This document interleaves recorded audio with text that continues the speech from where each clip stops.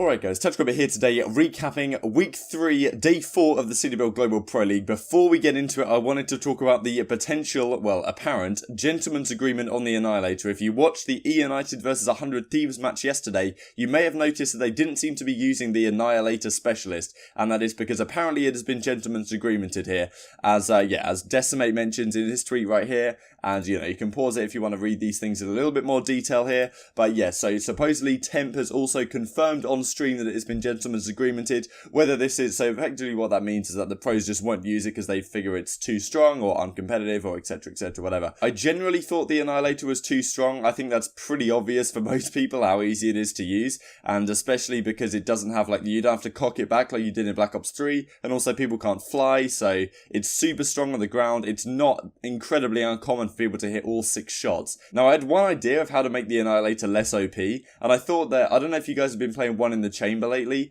but yeah, one in the chamber effectively, if you hit your shot you get another bullet, if you don't hit your shot you don't get a bullet. So I was thinking that maybe you still cap the Annihilator by the amount of time that you can have it for, but you only get to shoot again if you hit the last shot. I don't know what you guys think about that. I thought it would make for cool highlight plays where you know that every single shot really matters, whereas right now if you miss a shot it doesn't matter, you can just fire again fraction of a second later. So anyway, that seems to be what it's looking like right now. Let's get into the main topics. Like if you enjoy, subscribe if you are new as always. And Heretics versus Excelerate was map number 1. Now these are the stats against from EasyMac. Unfortunately, by the time I'm recording this video, he hasn't got round to putting in the actual hill scores for all of the maps, so not the end of the world. By the time you guys are watching this it may well be available, so I'll leave the link to the spreadsheet of course down in the description box below. His Twitter's there as well if you want to give him a follow on that. So Heretics versus Excelerate, 250-219 map number 1. This is a pretty close series, even though Heretics closed it out relatively comfortable I guess down the stretch. I believe went off map number 1, and yeah, the slaying was definitely in favour of Excelerate, but Heretics win this one on gridlock.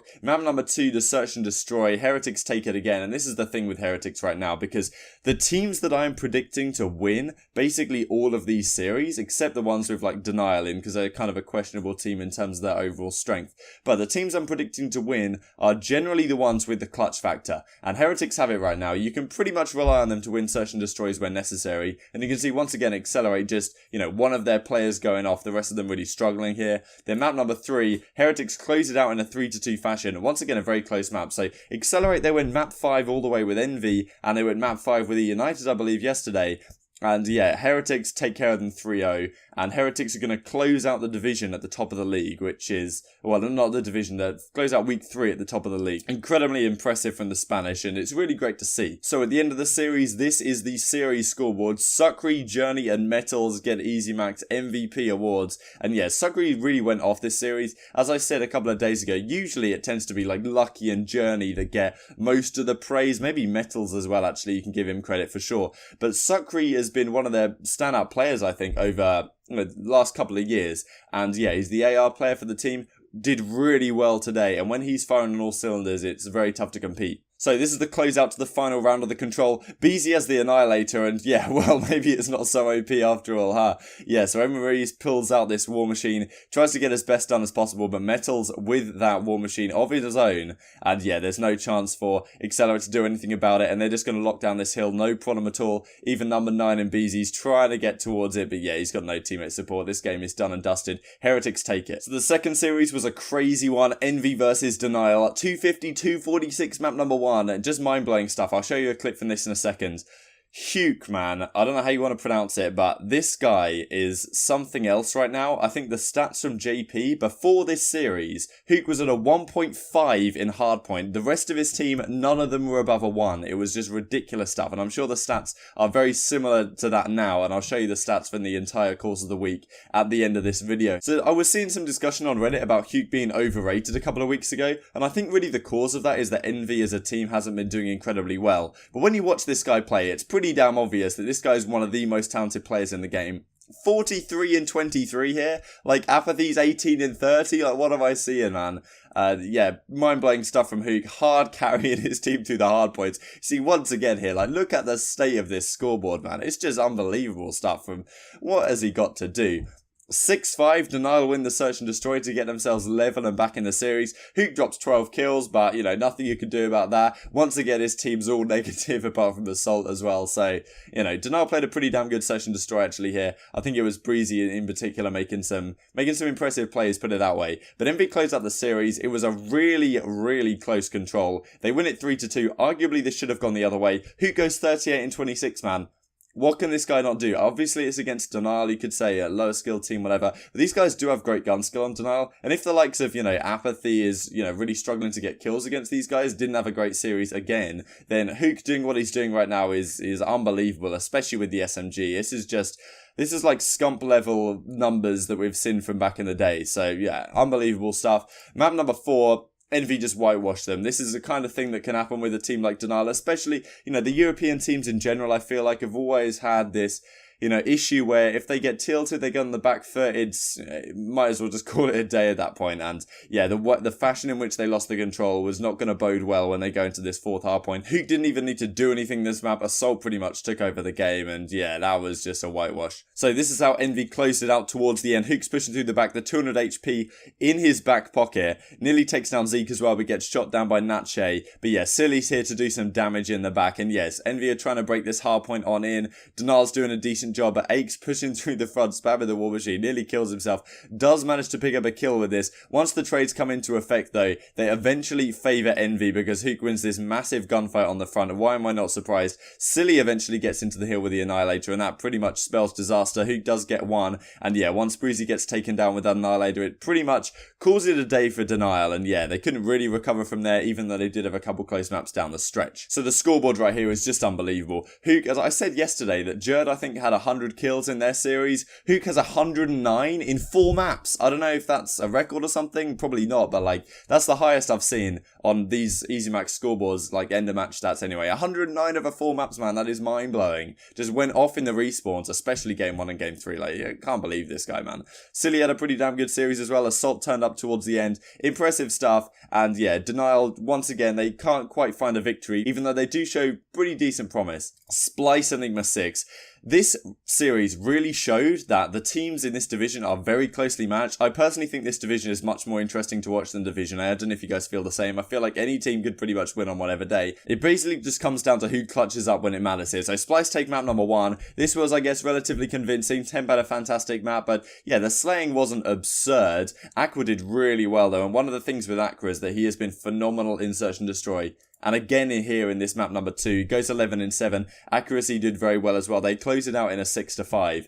And yeah, that is the thing with Enigma 6, man. They don't seem to have that crazy clutch factor right now. They did very well at the Pro League qualifier, of course. They beat FaZe. They narrowly lost to Reciprocity. They beat, Team Sween. Quality teams for sure. But when it comes down to the real clutch moments, well, I'm always going to favour Splyce, and we can see that down the stretch in this series. E6 do win the control, actually. They come out 3-2 in this one. Impressive from them, of course. Diabolic, I think, got streaks at one point. Frosty had a pretty damn good series as well. I think he was going off at one of the times and getting streaks. And yeah, one of the things on this map that I may break down in a later video is that the very first round of the control, this very map, Splyce made a really cool play where they ran straight down mid, gone to B, pushed all the way through, captured B super quick, and then they went back to A and then finished off the round, which is a pretty unorthodox thing you see here. But E6 was still able to close it out. Of course, they did have defense on the very last round, which I guess gives them a bit of an example when they got their first wave of kills, but, that's how it is.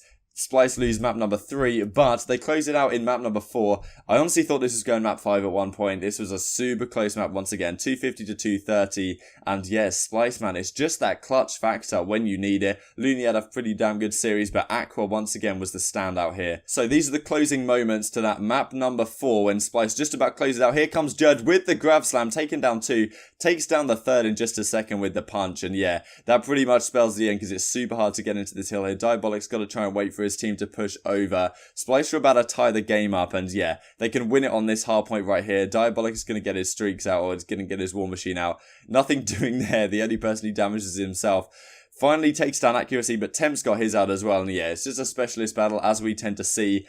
not really too much Enigma 6 can do right now. Good play from Temp as well to wait until Enigma 6 hopped into the hill so we could see, oh, it's contested. Now it's time to pop the War Machine out. Accuracy gets through from the back with the Maddox, and yeah, Splyce closed it out 3-1. So this is the final series scoreboard. Temp with 87, Aqua with 86. You can just see, this was a 4-map series.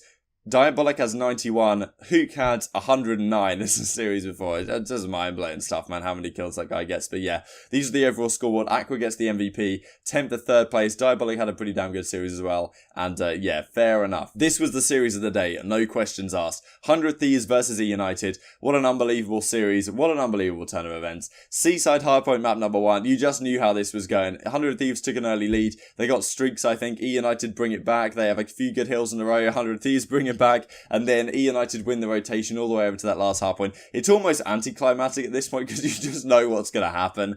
And yeah, I do think Seaside as a map is pretty broken, and I want to talk about the problems with Black Ops 4, including Seaside, I think, as a map, and also some other things in a couple of days' time. So yeah, I hope you guys are looking forward to that one. Priest just hard carried 100 Thieves the first 2 maps beyond belief, and they lost both of them. He went 36-20 here, and then map number 2, they lost in a 6-5 fashion, pretty devastating. He goes 14-7. Enable had a pretty damn bad S&D, but yeah, what do you expect from Enable, man? That's his bread and butter, having bad searches. Abizi had a really, really good map as well. Abizi really was the standout of this series. Priester had a nice play in this second map as well, but it looked like 100 Thieves. They just lost by such narrow margins in the first 2 maps, and you thought, that's probably going to spell the end. But they bring it back in the control very nicely. Win this 3-0 pretty comfortably, actually. A couple of the rounds initially were close, but once you get those specialists first, they really do start snowballing, and 100 Thieves, pretty damn good control team. We've always said this. They tend to say best control team in the game or whatever. But yeah, Enable had a fantastic map right here. And 100 Thieves overall pretty much blitzed through EUnited this map. A couple of the rounds were close.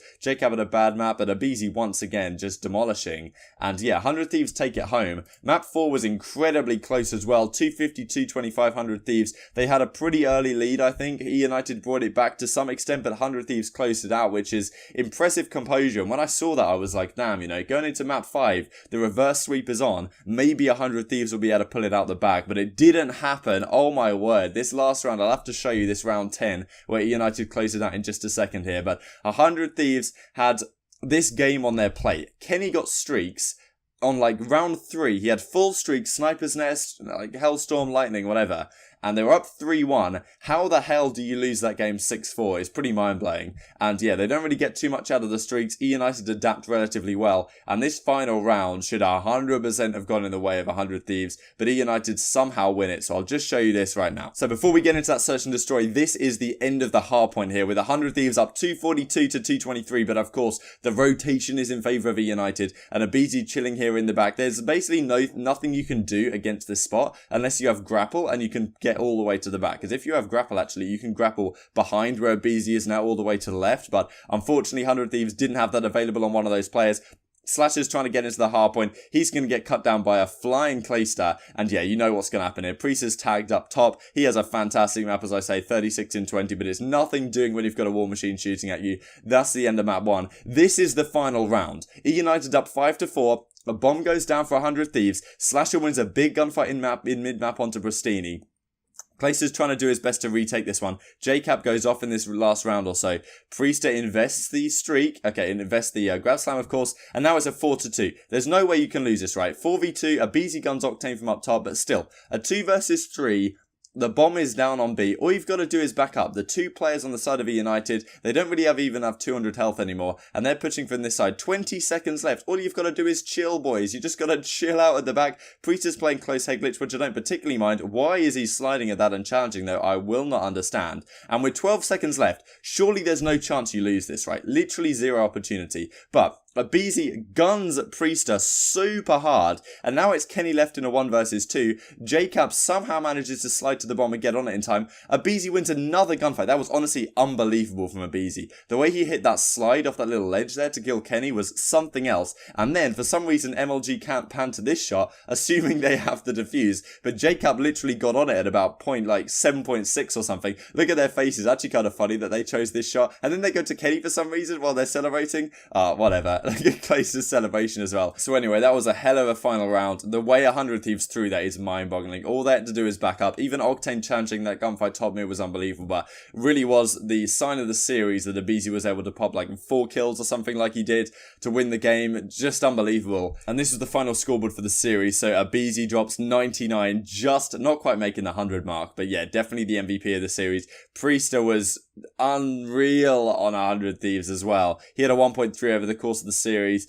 Wasn't good enough, but 100 Thieves definitely looking competent at the very least. And I honestly thought they played pretty damn well here. And against the EUnited of all teams, they had a very good series. Now, my issue is with them is that, yes, the clutch factor doesn't seem to be there quite yet, especially that last round. I fancy this to be a game 5. I also fancy the EUnited to win it because just the clutch factor and the S&D talent on this team seems to be higher right now. 100 Thieves on paper have an incredibly strong S&D team, but it's like the mesh is just not perfectly there yet. I think they'll get there eventually. I think they'll be one of the very top teams in the game. Give it a month or so, maybe Fort Worth will finally see that in action, but yeah.